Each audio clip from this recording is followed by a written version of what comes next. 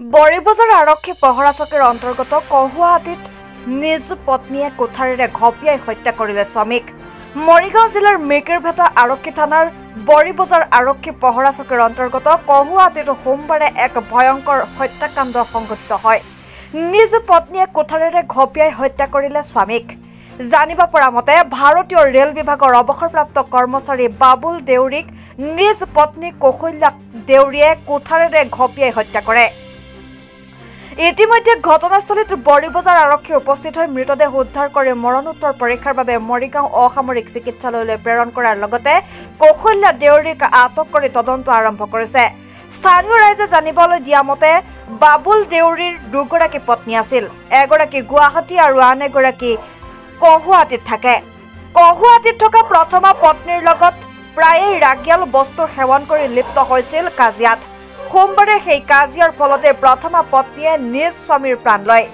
বটদ্ৰৱাৰ পৰা Mehdi জামানৰ report any express. সবিশেষ নাজানো। নহয় যিজন ঢুকাইছে তেওঁৰ নাম কি? তেওঁৰ নাম বাবুল দেউৰী। বাবুল দেউৰী। আৰু মানুহগৰাকীৰ নাম কৌশল্যা দেউৰী। কৌশল্যা দেউৰী। তাৰমানে কিহেৰে মাৰিছিল তেওঁ? কোঠাৰে মাৰিছে বুলি ৰিপৰ্ট পাইছোঁ। এতে ঢুকাই গৈছে। ইয়াতে ঢুকাইছে। এতিয়া ক'ত আছে? এতিয়া মৰিগাঁও। মৰিগাঁও লৈ গৈছে। হয়। আৰু মানুহগৰাকী ৰাতিপুৱা হেৰিত পুলিচত হ'ল হাজিৰ হ'ল। পুলিচত ঘটনাটো কিমান সময়? সেইটো ক'ব নোৱাৰো। আপোনাৰ ঘৰ ইয়াতে ন? ইয়াতে ওচৰতে নহয়, মই অলপ দূৰত। হয়। এই যিজন তোমাৰ ঢুকাইছে তেওঁৰ নামটো কি? এই ঢুকুৱাজন হয় বাবুল দেউৰী। তেখেতৰ ৱাইফৰ নামটো? ৱাইফৰ নামটো মই নাজানো। কি আছিল? কৌশল্যা বোলে। কিহেৰে মাৰিছিল? এতিয়াতো দেখাত কোঠাৰে মাৰিছে। কোঠাৰে কাটিছে। এইখিনিতে এঘাপ পৰি আছে। আমি দেখিছোঁ আৰু যিটো দেখিছোঁ। তাৰপিছত এইফালে এটুকুৰাটো মানে ঘিউ ওলাই গ'ল। সেইটো গদিয়ে মাৰা হ'ব দেই। গদিত তেজ লাগি আছে। পুলিচে কি লিখে নাজানো আৰু। পুলিচে তো আৰু মৰা মানুহকো জীয়াই দিব পাৰে, জীয়া মানুহকো মৰাই দিব পাৰে, তেনেকুৱা ধৰণৰ। হয় নে নহয়? স্পট ডেথ হৈছিল। Spot death. মানুহগৰাকী এতিয়া থানাত আছে। থানাত। তেওঁৰ ল'ৰা ছোৱালী আছে নেকি? তেওঁৰ ছোৱালী আছিলে হেৰি ছোৱালী চাৰিজনী ন? চাৰিজনী ছোৱালী বিয়া হৈ গ'ল। গাঁৱতে এজনী হৈছে। গাঁৱত বিয়া হোৱাজনী গিৰিয়েকটো মাষ্টৰ কৰে। এই নতুনকৈ টেটত পাইছে। পুৰণা ফাৰ্ষ্ট হেৰিতে পোৱা।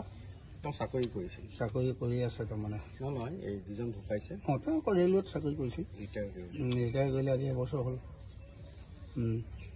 তাৰপিছত মানে ইহঁতৰ মানে মই শুনাত দেই পাৰিবাৰিক মানে এইবিলাক নিচা পানী খাই বৰ হুলস্থুল মুলস্থুল হৈ থাকে। মই আজি 15-20 দিনৰ আগতে আহি পেলাই কথাটো মোক এইখিনি ওচৰৰ মানুহে কোৱাৰ কাৰণে, মই এজন শিক্ষক আছিলোঁ।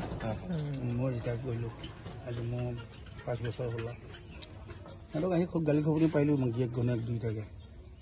সিহঁতে বোলো কিয় এনেকৈ লাগি গৈ থাকে? ইমান ধুনীয়াকৈ ঘৰ দুৱাৰ বনাই লৈছোঁ, আৰামছে থাকিব লাগে। ছোৱালী বিয়া দিলি চব। আহি আৰু ছেকেণ্ড বিয়া কৰাইছে এজনী তাৰমানে কৰা আছিলে। তাই মানে গুৱাহাটীত থাকে। মনোমালিন্য সেইখিনিতে হৈ আছে দেই। ইহঁতৰ মৃত্যুৰ কাৰণটো সেইখিনিয়ে হ'ব। গুৱাহাটীত থাকেতো। দুগৰাকী ঘনীয়েক গুৱাহাটীত থাকে। তাৰমানে এতিয়া সেইগৰাকীয়ে মানে তাৰ লগতে ল'ৰা এটা থাকে। তাই ইয়াত নাথাকে।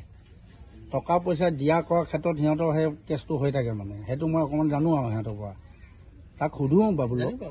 মোক নাই, মোক খুব সন্মানো কৰে ল'ৰাটোৱে। মানে মোক দেখিলে মানে ককাইদেউ বুলি মাতে কৰে। সেইদিনাই মোক তামোল এখন খাবলৈ মাতোতে গোটেইখিনি কথা ক'লোঁ। আৰু তহঁতে কাজিয়া পেচাল নকৰিবি। ইয়াতে দুটা মানুহ আৰামছে খা। হত্যা কৰিলে স্বামী কি ক'ব সমাজত?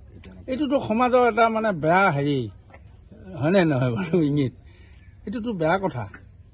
এতিয়াতো অন্য পেপাৰ পত্ৰটো অনেক ওলায়ে থাকে। এইবিলাক হৈছে সেইটো জানো কোনোবাই গৰিহণা দিয়া নাই? এইটো ঘৃণনীয় কাম হয়নে নহয়? এইটো ঘৃণনীয় কাম। গিৰিয়েকৰ মানে কিবা এটা দুখ থাকিলেও কৰিলেও মানে তেওঁ যদি ইমানেই বেয়া কাম তাইৰ ওপৰত সেই কিবা কৰে, আমাৰ সমাজক গোটাই পেলাই কওক যে মোক এনেকৈ কৰে। নতুবা আমাৰ প্ৰশাসন থকা নাই জানো? প্ৰশাসনৰ আশ্ৰয় ল'ব লাগে। কিন্তু তেওঁক হত্যা কৰা আঁচনিটো কেনেকৈ তৈয়াৰ কৰিলে সেইটোৱে লাগে আচলতে। আৰক্ষীৰ ওচৰত যাব পাৰিলেহেঁতেন যে মোক এনেকৈ পানিছমেণ্ট দিয়ে বা হেৰাছমেণ্ট দিয়ে, গতিকে আপোনালোকে ইয়াৰ বিহিত ব্যৱস্থা কৰিব লাগে। হয়নে নহয় বাৰু? আপোনাৰ ভাল নামটো কি আছিল? আপোনাৰ? মোৰ বলভদ্ৰ বৰদলৈ। আমি শিক্ষক আছোঁ।